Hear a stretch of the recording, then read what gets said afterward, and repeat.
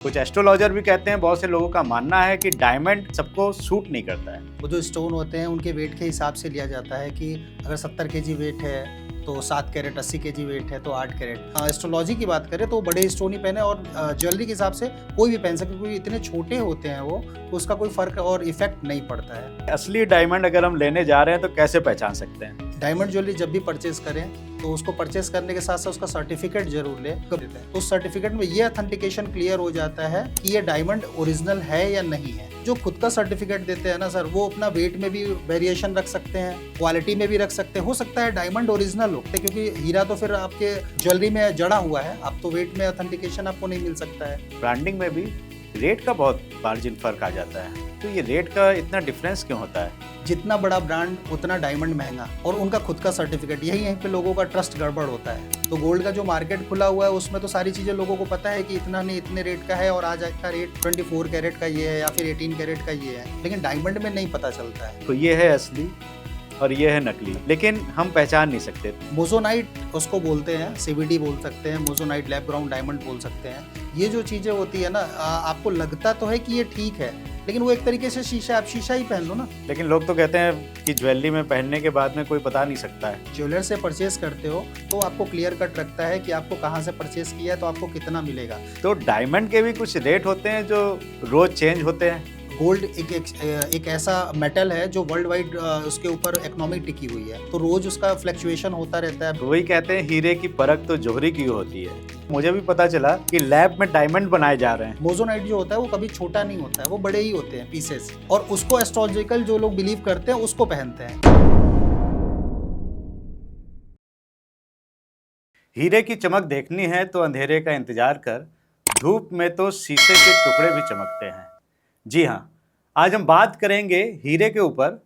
आप में से बहुत लोग होंगे जो कभी ना कभी डायमंड की ज्वेलरी खरीदते हैं, लेकिन हमारे मन में हमेशा डाउट रहता है, शंका रहती है कि हमें जो ज्वेलरी मिली है वो सही है कि नहीं, जो हमने पैसे दिए हैं वो सही हैं कि नहीं, और क्या हमारा हीरा असली है। इन सारी बातों का जवाब आज जानेंगे हम इस बहुत ही खास एपिसोड में, तो बने रहिएगा लास्ट तक हमारे साथ। नमस्कार, वंदे मातरम, जय हिंद। एक बार फिर से आपका बहुत बहुत स्वागत है तिवारी जी टॉक शो में। आज हमारे साथ में हैं इजूसा डायमंड ज्वेलरी के CEO मिस्टर सनी वर्मा जी, जो कि डायमंड ज्वेलरी के बहुत बड़े जाने माने बिजनेसमैन हैं। इनके पूरी कंट्री में 60 से ज़्यादा आउटलेट हैं, और ये आज हमें बताएंगे कि डायमंड खरीदते समय हमें क्या क्या देखना चाहिए, कैसे हम असली डायमंड पहचान सकते हैं, क्या फ्रॉड चल रहे हैं मार्केट में। इन सारे सवालों का जवाब देने के लिए सनी जी हमारे साथ में। सनी जी, बहुत बहुत स्वागत है आपका तिवारी जी टॉक शो के इस खास पॉडकास्ट में। नमस्कार सर। Welcome sir. तो सनी सर, सबसे पहले तो ये बताइए कि डायमंड के बारे में कहा जाता है कि डायमंड सबको सूट नहीं करता है। कुछ एस्ट्रोलॉजर भी कहते हैं, बहुत से लोगों का मानना है कि डायमंड हर आदमी नहीं पहन सकता है, तो इसके बारे में आप क्या कहते हैं? सर, अगर देखा जाए तो एस्ट्रोलॉजर भी सही कहते हैं, डायमंड सबको सूट नहीं करता है। बट अमूमन अगर देखा जाए तो कभी भी अगर स्टोन की बात होती है तो जो स्टोन होते हैं उनके वेट के हिसाब से लिया जाता है कि अगर 70 केजी वेट है तो 7 कैरेट, 80 केजी वेट है तो 8 कैरेट। और डायमंड ज्वेलरी जो है 7-8 कैरेट का कोई परचेज़ नहीं कर सकता, क्योंकि बहुत महंगा होता है, बहुत कॉस्टली होता है। तो अमूमन जो होता है 1 से 2 कैरेट लोग पहनते हैं, और जो छोटे डायमंड्स होते हैं वो ज्वेलरी में आते हैं, तो उससे एस्ट्रोलॉजिकल कोई भी फ़र्क नहीं पड़ता है। तो कभी भी कोई भी चाहता है पहनने के लिए तो जो छोटे स्टोन्स होते हैं उनको पहन सकता है बेफ़िक्र। अगर उनको बड़े स्टोन्स पहनने हो, उनको अगर सूट करता है एस्ट्रोलॉजिकल सी, तो वो पहन सकते हैं बड़े स्टोन्स को। एज़ यूजुअल 1 कैरेट अमूमन कोई भी पहन सकता है, लेकिन एस्ट्रोलॉजी की बात करें तो बड़े स्टोन ही पहने, और ज्वेलरी के हिसाब से कोई भी पहन सकता है, क्योंकि इतने छोटे होते हैं वो, तो उसका कोई फ़र्क और इफ़ेक्ट नहीं पड़ता है। अच्छा, तो जो छोटे वाले आजकल बहुत ज़्यादा चल रहे हैं, चलन में हैं, वो हाँ, कोई भी पहन सकता वो है। कोई भी पहन सकता है। ओके, तो पहले तो ये बताइए कि भाई, सबसे पहले तो हमारे मन में डाउट रहता है कि डायमंड जो लेने जा रहे हैं तो वो सही है, असली है कि नहीं है। अब सोने की परख तो अब कुछ लोग कर सकते हैं, लेकिन डायमंड एक ऐसा है कि उसकी परख बहुत जल्दी होती नहीं है जब तक आपको नॉलेज ना हो। तो अगर आज हमारे सारे दर्शकों को बहुत सी महिलाएं खास तौर से देख रही हैं, तो अगर आप ये बता दें कि भाई असली डायमंड अगर हम लेने जा रहे हैं तो कैसे पहचान सकते हैं? फर्स्ट ऑफ ऑल आपका क्वेश्चन बड़ा अच्छा है और बहुत प्यारा सा है। रीज़न क्या है कि ये आपकी मतलब बात नहीं, ये बहुत लोगों की प्रॉब्लम्स भी है। वो सोचते हैं मैं डायमंड ले रहा हूँ, ये ओरिजिनल है कि नहीं है, सही है कि नहीं है। तो अगर इसकी बात करें तो सबसे पहले कभी भी डायमंड खरीदेना तो अपने ऑथेंटिक ज्वेलर्स से खरीदे जिसको आप वर्षों से जानते हैं। ज्वेलर्स जो एक होता है ना, वो वर्षों से चला आता है। सुनारों की एक परंपरा रही है कि जब भी वो काम करते हैं ना, तो वो काफ़ी टाइम से एक ज्वेलर्स पीढ़ी दर पीढ़ी जुड़े रहते हैं। तो जब वो वहाँ से परचेस करते हैं तो थोड़ा-सा पहले तो उनको लॉयल्टी एक मिलती है कि वो पुराना ट्रस्टवर्दी ज्वेलर्स है हमारा। सेकेंडरी अगर बात करें हम लोग, तो डायमंड ज्वेलरी जब भी परचेस करें तो उसको परचेस करने के साथ-साथ उसका सर्टिफ़िकेट ज़रूर लें। और वो जो सर्टिफ़िकेट है, सिर्फ़ 2 सर्टिफ़िकेट है, आईजीआई या जीआईए। अच्छा, आईजीआई। आईजीआई और जीआईए। ये तो सर पता ही नहीं, मैंने कभी नहीं सुना। हाँ जी। क्या होता है बताइए इसके सर बारे में? आईजीआई जो होता है एक तरीके से हम कह सकते हैं कि सेमी गवर्नमेंट अप्रूव्ड है या फिर बहुत बड़ी कंपनी है जो डायमंड को ऑथेंटिकेशन देती है कि डायमंड ओरिजिनल है या नहीं। और जीआईए जो होती है वो बड़े स्टोन्स का करती है। आईजीआई दोनों का करती है और जीआईए ओनली बड़े स्टोन्स का करती है।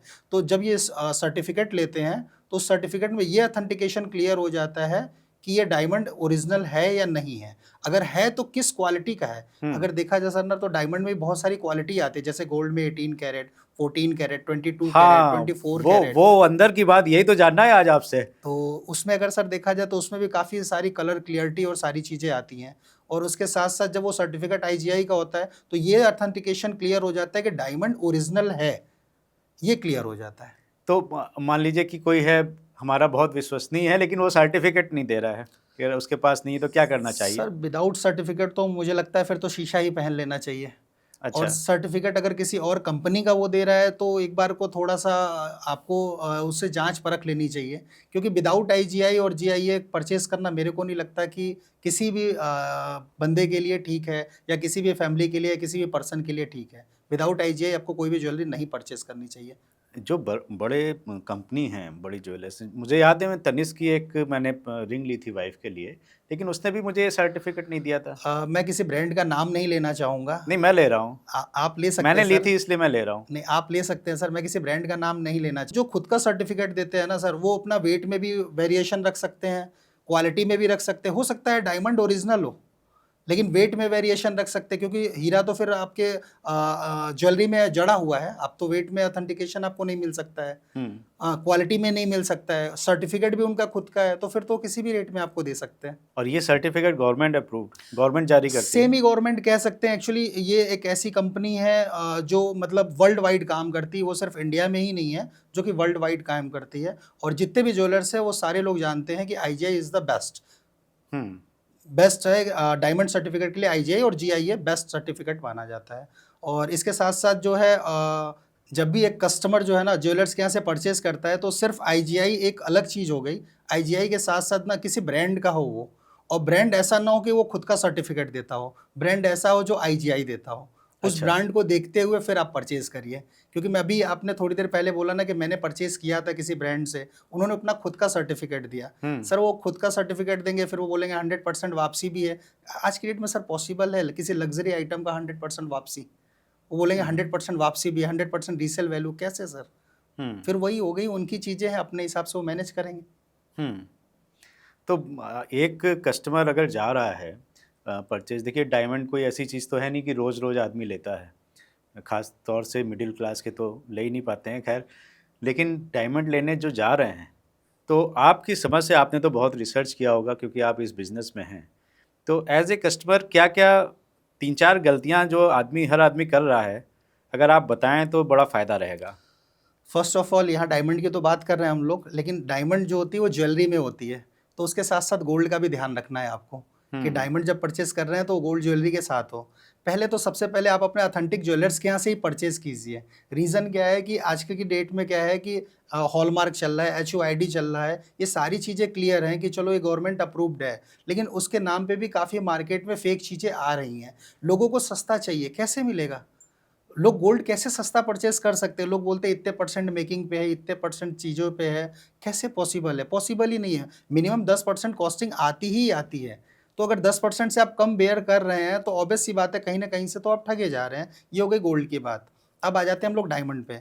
अब जब ये परचेज़ करते हैं तो पहले तो अपना जो गोल्ड ज्वेलरी लेते हैं HUID तो वो देखे ही देखे, हॉलमार्क देखे ही देखे। उसके साथ जो डायमंड ज्वेलरी है वो किसी के साथ IGI के साथ को ब्रांडिंग हो।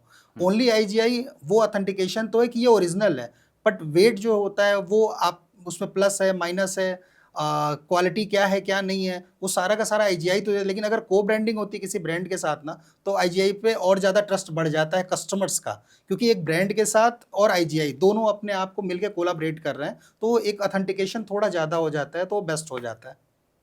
और वैसे जब लेने जाते हैं तो हम लोग ये भी देखते हैं कि हाँ, क्योंकि इतने पैसे खर्च कर रहे हैं तो एक ब्रांडेड कंपनी से ही लें। और उसके साथ में लेकिन कई बार हमने देखा है कि ब्रांडिंग में भी रेट का बहुत मार्जिन फ़र्क आ जाता है। तो ये रेट का इतना डिफरेंस क्यों होता है? बड़ा अच्छा सा सवाल रहा आपका ये। एक्चुअली क्या होता है कि कस्टमर यही तो नहीं समझ पाता और यही उसकी मिस्टेक होती है। जितना बड़ा ब्रांड उतना डायमंड महंगा, और उनका खुद का सर्टिफिकेट, यही यहीं पे लोगों का ट्रस्ट गड़बड़ होता है।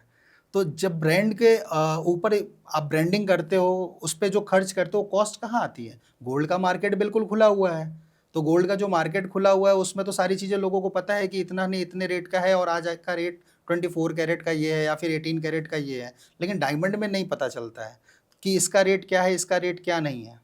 तो जितने भी बड़े ब्रांड होंगे वो अपनी मार्केटिंग स्ट्रेटजी में इतने कॉस्ट को खर्च करते हैं, वो सारा का सारा जो है प्रोडक्ट के ऊपर ही जाता है। जितनी छोटी कंपनी होती है उतना वो सस्ता दे सकते हैं। जैसे हमारी कंपनी का स्लोगन है, हमारा सपना हर कोई पहन सके हीरा अपना। क्योंकि मार्केटिंग स्ट्रेटजी में हम लोग फोकस करते हैं कि कम से कम खर्च करें और हर आदमी को हीरा पहना सके हम लोग। तो हर आदमी का एक सपना भी पूरा हो जाए और वो ज्वेलरी भी पहन सके। अगर वो बड़े ब्रांड का लेने जाएगा तो उसकी मार्केटिंग पे ही इतने खर्च होते हैं, क्योंकि वो जब जाएगा वहाँ पे और रिटर्न करेगा तो उसको भी काफ़ी तकलीफ होता है। लोग बोल तो देंगे कि हाँ 100% आपकी वापसी मिल रही है, लेकिन जब वो पे करके आता है दैट टाइम उसने सही पे किया था, ये ज़्यादा क्वेश्चन मार्क वाली बात हो जाती है कि आपने उस टाइम पे आपने किस चीज़ के लिए पे किया, शीशे के लिए पे किया या हीरे के लिए पे किया। ये ज़्यादा ऑथेंटिकेशन हो जाता है देखने के लिए कि क्या करना चाहिए। यही सर जानकारी नहीं है लोगों को। और जैसा आपने बताया कि ब्रांडिंग में बहुत खर्च कर देते हैं, मुझे एक किस्सा याद आ गया। मैं सूरत में रहता था 15-20 साल पहले, 15 साल पहले की बात है। तो सूरत के पास में एक नवसारी है।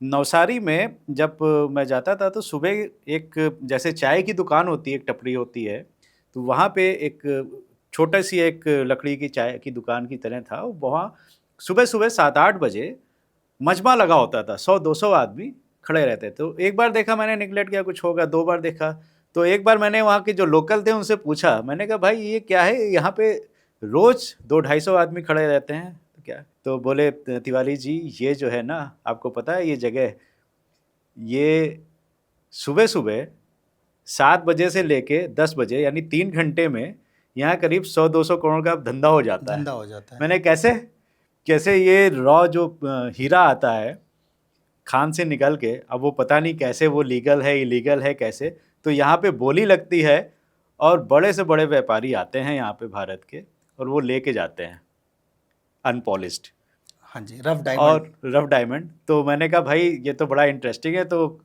मैं मन में एक जिज्ञासा हुई कि देखें कैसा होता है जो खान से निकला हुआ एकदम हीरा आ रहा है आपके पास। तो उन्होंने कहा आप चलिए शाम को मेरे साथ में, मैं दिखाता हूँ। तो जब वो लेके गए मुझे उसकी दुकान में शाम को, तो वो जो पार्टिकल्स उन्होंने दिखाए, मतलब मुझे तो वो कोयला ही लग रहा कोयला था। ही लगा एग्जैक्टली। और फिर उन्होंने उनके पास में एक वो था माइक्रोस्कोप। पिरामिड टाइप का कुछ, कि उसमें कई वो निकल रहे थे। और वहाँ उससे जब दिखाया तो उन्होंने कहा ये देखो ये है असली और ये है नकली, नकली लेकिन हम पहचान नहीं सकते। तो वही कहते हैं हीरे की परख तो जोहरी की होती है। होती है। लेकिन इस बात पे आज आप हमारे साथ में आए हैं पॉडकास्ट में, तो ज़रूर आपका फ़ायदा उठाएंगे कि इतने भारतवासी हैं जो कितना ज़्यादा ज्वेलरी पे खर्च करते हैं, खासकर महिलाएं हमारी। तो सोना चांदी चलो ये तो अब ट्रेडमार्क हॉलमार्क बहुत कुछ आ गया है गवर्नमेंट का, लेकिन डायमंड के बारे में अभी भी लोगों को इतना जागरूकता नहीं है। तो और अगर 2-3 चीज़ें और बता दें कि कैसे आप देख के कुछ समझ में आ सकता है क्या? सर सबसे पहले तो मैं आपको बता दूं कि ये कंपनी जो है 2018 में लॉन्च हुई थी, हम्म। और 2018 से लेके अभी तक में इसके 150 से ज़्यादा आउटलेट है इंक्लूडिंग कोविड। अरे वाह। और हम लोग जो होता है ना वो दुकानदारों को बेचते हैं, ना कि कस्टमर्स को। ओके। तो सबसे बड़ी बात है कि हम लोगों ने ट्रस्ट जीता हुआ है एक दुकानदार का, ना कि कस्टमर्स का। और दुकानदार जो होता है वो कस्टमर्स को बेचता है। तो जो आईजीआई हम लोग देते हैं, आईजीआई के साथ साथ एक दुकानदार का ट्रस्ट भी जुड़ जाता है, ऊपर से हमारी को ब्रांडिंग। तो एक ब्रांड के साथ साथ 3 चीज़ें उनको मिल जाती है। एक तो आईजीआई मिल जाता है, दूसरा उनको जो है को ब्रांडिंग मिल जाती है, और तीसरा दुकानदार का ट्रस्ट। जब वो तीनों मिल जाते हैं तो कस्टमर्स के लिए ऑथेंटिकेशन थोड़ा बढ़ जाता है। अभी वही क्या होता है कि अगर विदाउट आईजीआई लोग परचेज करते हैं, या फिर आईजीआई तो विदाउट किसी ब्रांड का आईजीआई हो, तो उस पर थोड़ा सा इफ एंड बट लगा सकते हैं, क्योंकि उसको पता नहीं है कि क्या चीज़ें हो सकती हैं। आईजीआई ने ये तो क्लियर कर दिया कि ये डायमंड ओरिजिनल है, लेकिन उसका रेट किस हिसाब से आपको रीसेल मिलेगा। क्योंकि आज की डेट में सबसे बड़ी समस्या है लोगों की कि लोग डायमंड परचेस तो करना चाहते हैं, लेकिन एक लग्जरी के साथ साथ उनको ये लगता है कि मेरे को रिटर्निंग में पैसे इसके अच्छे मिलेंगे या नहीं मिलेंगे, या फिर हमारा कितना पैसा कट जाएगा, या फिर कब मिलेगा, क्यों नहीं मिलेगा। तो ये सब चीज़ों को अगर देखते हुए बोला जाए तो किसी ब्रांड के साथ वो चलेंगे ना, तो उनका अमाउंट एक तरीके से सेफ इन्वेस्टमेंट है। वो आपको रीसेल में क्या बढ़ के मिलता है, क्या नहीं बढ़ के मिलता है, लेकिन एक सेफ इन्वेस्टमेंट रहता है। अगर वहीं नॉन ब्रांड में जाते हैं तो फिर वही चीज़ें हो जाती हैं कि आज की डेट में सीवीडी का रेट जो है 10,000, 15,000, 20,000 रुपये पर कैरेट है, और लगभग 5 साल पहले जो था वो लगभग 25-30,000 रुपये पर कैरेट था। डे बाय डे सीवीडी जो है, लैब ग्राउंड डायमंड जो है, रेट उसका गिरता जा रहा है। अगर किसी ने उसको परचेस कर लिया एज अ डायमंड की जगह पे, और वो ये सोचता है कि मेरे को डायमंड जैसा भी दिख रहा है और सस्ता भी है और इसका 100% रीसेल वैल्यू है। आप थोड़ा सा लॉजिक सोचो ना कि वो जिसने 15 साल पहले खरीदा है, 5 साल पहले खरीदा है 25,000 के रेट का, उसको भी 100% बोला गया, और आज जो 5,000 का रेट का खरीदता है उसको भी बोला जाता है, तो अगले 2-3 साल में इसका रेट क्या होगा। अच्छा, ये मेरा अगला क्वेश्चन था, लैब ग्रोन डायमंड। ये एक नया कॉन्सेप्ट आ गया, मुझे भी पता चला कि लैब में डायमंड बनाए जा रहे हैं, तो बड़े सस्ते होते हैं सर ये? सर जो लैब ग्राउंड डायमंड होता है ना, नेचुरल से आप उसको कंपेयर तो नहीं कर सकते बिल्कुल भी, क्योंकि वही अभी थोड़ी देर पहले आपने कहा ना कि हीरे की परख जो है जौहरी ही जानता है, तो उसको देख के ही एक ज्वेलर्स पहचान जाता है, खासतौर से अगर वो ज्वेलरी सेक्टर के साथ साथ वो रत्नों में काम करता है। तो मोजोनाइट उसको बोलते हैं, सीवीडी बोल सकते हैं, मोजोनाइट लैब ग्राउंड डायमंड बोल सकते हैं। ये जो चीज़ें होती है ना, आपको लगता तो है कि ये ठीक है, लेकिन वो एक तरीके से शीशा, आप शीशा ही पहन लो ना, फिर डायमंड और मोजोनाइट की भी जरूरत क्या है। आप अमेरिकन डायमंड पहन लो, वो और सस्ता हो जाएगा। जब आपको मोजोनाइट ही पहनना है तो आप अमेरिकन डायमंड पहन लो, नेचुरल डायमंड पे जाने की जरूरत ही नहीं है। उसका हार्डनेस कम होता है, उसके इफेक्ट कम होते हैं, जब क्योंकि मोजोनाइट जो होता है वो कभी छोटा नहीं होता है, वो बड़े ही होते हैं पीसेस। अच्छा, और उसको एस्ट्रोलॉजिकल जो लोग बिलीव करते हैं उसको पहनते हैं, तो आप शीशा भी पहन लो, उतना ही काम करेगा। लेकिन लोग तो कहते हैं कि ज्वेलरी में पहनने के बाद में कोई बता नहीं सकता है, तो वही- उन्हें तो दिखाना है ना। मैं तो वही चीज बोल रहा हूँ ना सर, कि आप शीशा पहन लो ना, फिर तो वैसे भी नहीं पता चलना है। वैसे देख के आप बता सकते हैं? बिल्कुल सर, देख के आप बता देंगे कि कौन सा लैब ग्रोन डायमंड है, मैं कौन नहीं, सा मैं असली? आज यहाँ पे आप लोगों को बताना चाहूँगा, कभी भी मोजोनाइट को अगर आप देखेंगे, वो ज्वेलरी में भी हो, वो हमेशा बड़ा होता है। और नेचुरल और मोजोनाइट को जब भी आप रखते हैं तो दोनों को एक साथ देखेंगे तो जो मोजोनाइट होता है ना, उसके अंदर से कलर आते हैं, एक तरीके से बोल सकते हैं रेनबो टाइप की वाइब्स आती हैं। अच्छा। और जो रियल होता है ना, वो एज इट इज दिखेगा आपको।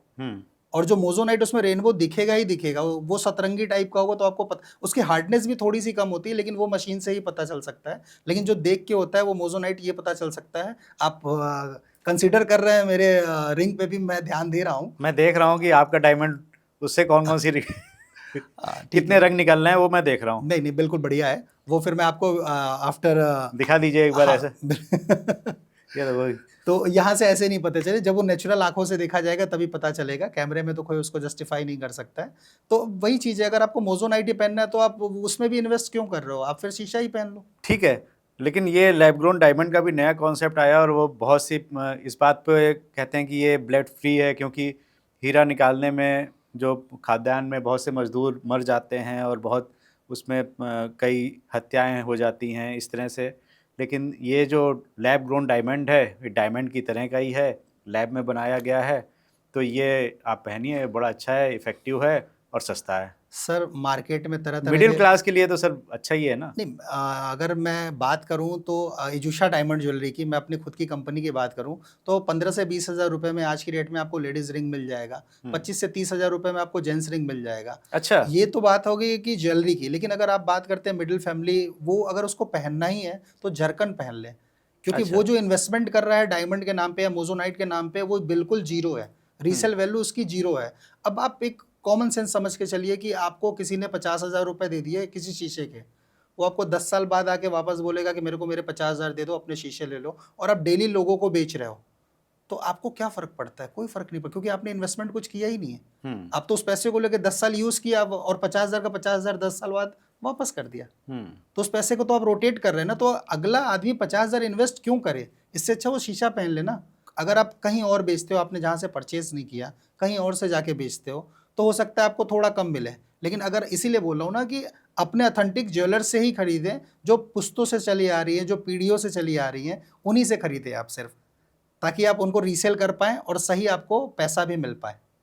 अच्छा, रीसेल की आपने बात करी, तो जो गोल्ड की ज्वेलरी होती है उसमें तो मुझे पता है कि जब आप रीसेल करें या उसको एक्सचेंज करें तो कुछ 10-15% वो काट के और करंट वैल्यू पे आपको दे देते हैं। लेकिन क्या डायमंड में भी हम रीसेल कर सकते हैं और एक्सचेंज कर सकते हैं, ये ऑप्शन भी रहते हैं? सर, हर कंपनी का अपना अलग-अलग पॉलिसी होता है। कोई बोलता है हम 100% वापस दे रहे हैं, कोई बोलता है कि हम 10% काट के देंगे, कोई बोलता है 5% काट के देंगे, कोई बोलता है कि मैं फ्री ऑफ कॉस्ट चेंज कर दूँगा। तो हर कंपनी की अपनी अलग-अलग पॉलिसी है। लेकिन मैंने बोला ना कि आप अगर एक ज्वेलर से परचेज़ करते हो, तो आपको क्लियर कट रखता है कि आपको कहाँ से परचेज़ किया है, तो आपको कितना मिलेगा। ये जो जैसे अगर बात करते हैं हम लोग इजूशा डायमंड ज्वेलरी की, तो यहाँ पे क्लियर कर देते हैं कि 90% पे बायबैक है और 95% पे एक्सचेंज है। तो ये 5% का डिफरेंस हम लोग रख के चलते हैं कि 5% में आप एक्सचेंज कर लीजिए और 10% में आपको बायबैक मिल जाता है। तो हर कंपनी की अपनी अलग-अलग पॉलिसी है। लेकिन मैंने फिर बोला, जितने बड़े ब्रांड में जाते हैं वही डायमंड जो आपको एक आईजीआई और को ब्रांडिंग के साथ एक आपके सिटी के शॉपकीपर के पास मिल जाता है, एक दुकानदार के पास मिल जाता है, और वही सेम डायमंड आप किसी ब्रांड में लेने जाते हो, मैंने फिर बोला ना कि मैं किसी बड़े ब्रांड का नाम नहीं लूँगा, आप कंपेयर करोगे, आपको 2 टाइम डिफरेंस मिलेगा आपको उस रेट में। और उसके बाद वो बोलेंगे कि मैं आपको जो है 100% रिटर्न कर दूँगा। वही वो 100% रिटर्न कैसे करेगा? वही जो थोड़ी देर पहले मैंने आपको बताया, आपने इन्वेस्टमेंट ज़्यादा किया, उस पैसे को यूज़ किया, 100% रिटर्न कर दिया। सनी जी, गोल्ड के रेट तो हमें रोज़ पता चल जाते हैं, सिल्वर के भी पता चल जाते हैं टीवी में, पेपर में, तो डायमंड के भी कुछ रेट होते हैं जो रोज़ चेंज होते हैं? देखिए, मैं आपको बताना चाहूँगा कि डायमंड क्या है, एक लग्ज़री प्रोडक्ट है और जो शुक्र का कारक भी होता है। तो जितने भी लग्ज़री प्रोडक्ट होते हैं ना, उनकी अगर बातें करें तो वो मेरे हिसाब से, और मेरे हिसाब से नहीं, अगर मैं इसकी बात करूँ, तो ये डेली रेट रिवाइज़ नहीं होते हैं इसके। गोल्ड एक ऐसा मेटल है जो वर्ल्ड वाइड उसके ऊपर इकोनॉमी टिकी हुई है। तो रोज़ उसका फ्लक्चुएशन होता रहता है। अभी पिछले 1.5 साल की बात करूँ, 2 साल की बात, तो सोना जस्ट डबल हो गया है। हाँ सर, 1 लाख पहुँचने वाला है, 1 लाख पता पहुँचने नहीं वाला कहाँ है। जाएगा। और अभी 2025 की बात करूँ, जनवरी में 80,000 समथिंग था, अभी राइट नाउ 95 है। अभी जितने भी 94 समथिंग है, जितने भी ज्वेलर्स हैं वो एकदम सदमे में है कि वो काम कैसे करें और किस तरीके से करें।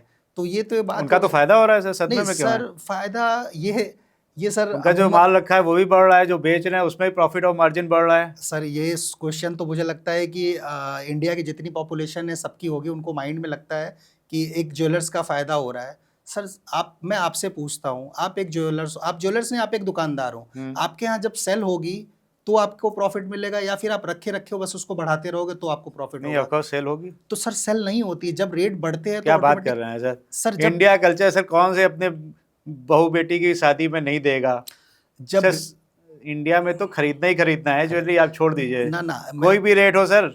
जिस बंदे ने, आप ये सोचिए कि किसी के फोरफादर ने बिजनेस शुरू किया था, 5,000 रुपये उस समय गोल्ड का रेट था, और आज की डेट में जो है गोल्ड जो है 95 के अप्रॉक्स है।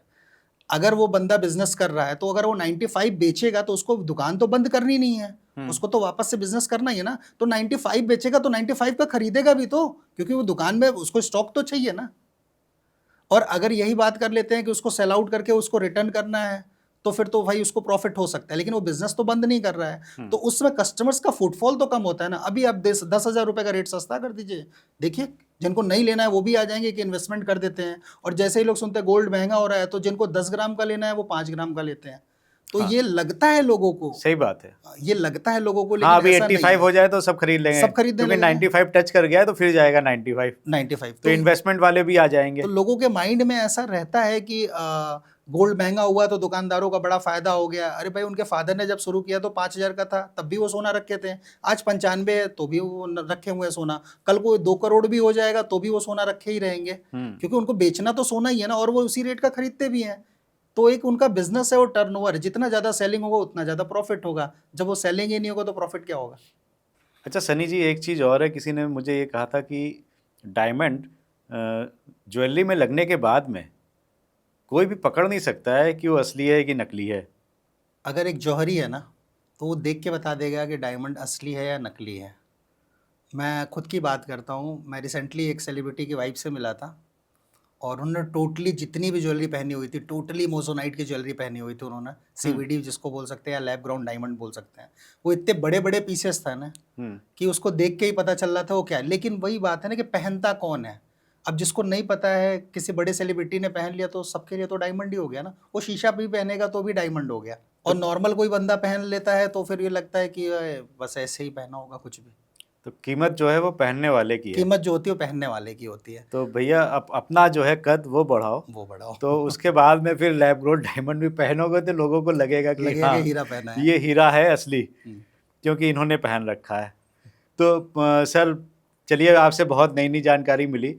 तो सनी सर, आपकी कंपनी का डायमंड लेना हो तो एज ए कस्टमर तो हम लोग नहीं ले सकते हैं, क्योंकि आप B2B काम करते हैं। हाँ जी सर। आप डिस्ट्रीब्यूटर बनाते हैं। हाँ जी। तो डिस्ट्रीब्यूटर किसी को बनना हो तो कैसे बन सकता है? अगर डिस्ट्रीब्यूशन बनना है किसी को तो वो जो है हमारी कंपनी के टोल फ्री नंबर पे कॉल कर सकता है, हमारी वेबसाइट पे जाके साइन इन कर सकता है। और बड़ी बात ये है कि लेना क्यों ले, ये बड़ी बात है। लेना एक अलग चीज़ है, बहुत सारी कंपनियां हैं, बहुत सारे लोग काम कर रहे हैं।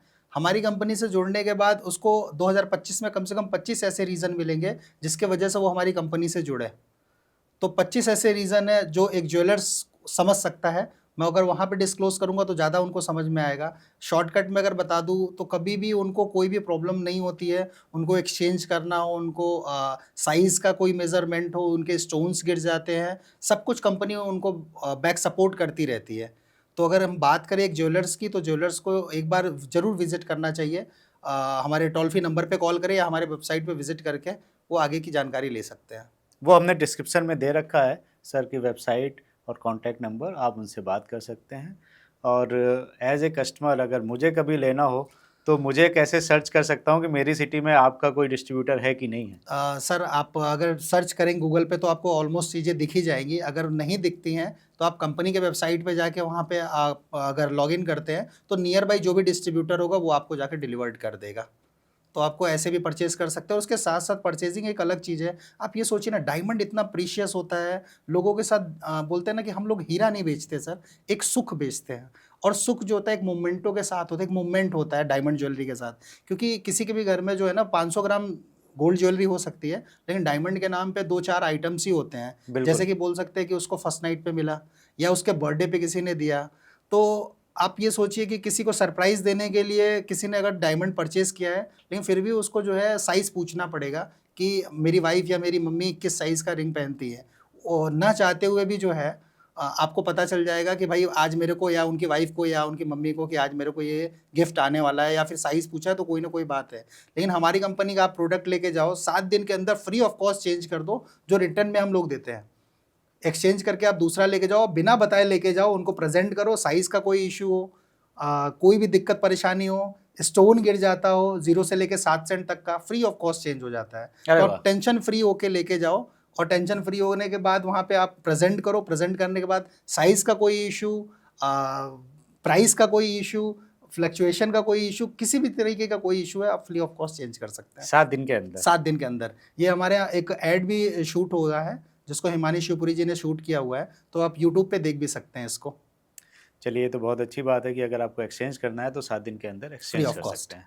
तो सनी सर, बहुत बहुत धन्यवाद आपका आज तिवारी जी टॉक शो में आने के लिए। Thank you sir. और इतनी अच्छी जानकारी सर ने दी हमें डायमंड के लिए। खासकर ये एपिसोड हमारी महिलाओं के लिए बहुत फ़ायदेमंद होने वाला है। देखते रहिए तिवारी जी टॉक शो। अगर अभी तक आपने तिवारी जी टॉक शो को सब्सक्राइब नहीं किया तो सब्सक्राइब कर दीजिए और अपनी सेहत का बहुत बहुत ध्यान रखिए।